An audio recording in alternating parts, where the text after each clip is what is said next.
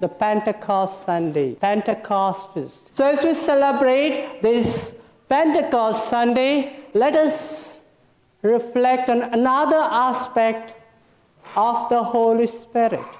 In past, we have seen many aspects how the Holy Spirit comes into our lives and empowers us. Today, we shall focus on the miracle of the tongues that we hear in today's first reading, Acts of the Apostles, chapter 2. Friends, the miracle of speaking in tongues is mentioned not just in Acts of the Apostles, but also in Paul's letter to Corinthians, especially chapter 12 through 14. And there are many debates as to what exactly is speaking in tongues means in the New Testament.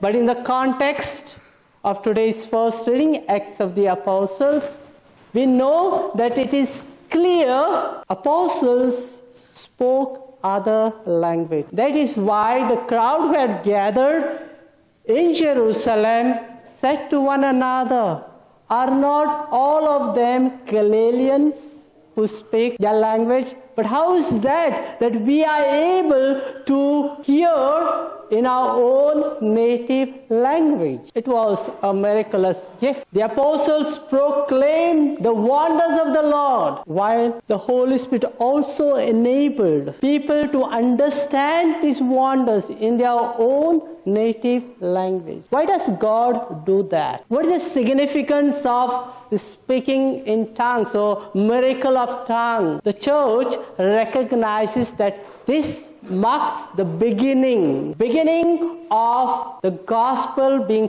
proclaimed to every nation. The good news of the new covenant is not just only for the Jews, but every people, every nation under the heaven. But from the Jewish perspective, there is little more significance to what they experienced then. The apostles were faithful Jews, and seeing this, they would have immediately recalled another story in the Bible which involves many tongues. And the story is the story of the Tower of Babel. In Genesis, in chapter 11, we read that the whole earth has had one language, but filled with pride, people said, "Come, let us make a name for ourselves. Let us build a tower whose top reaches to heaven." It was an attempt to glorify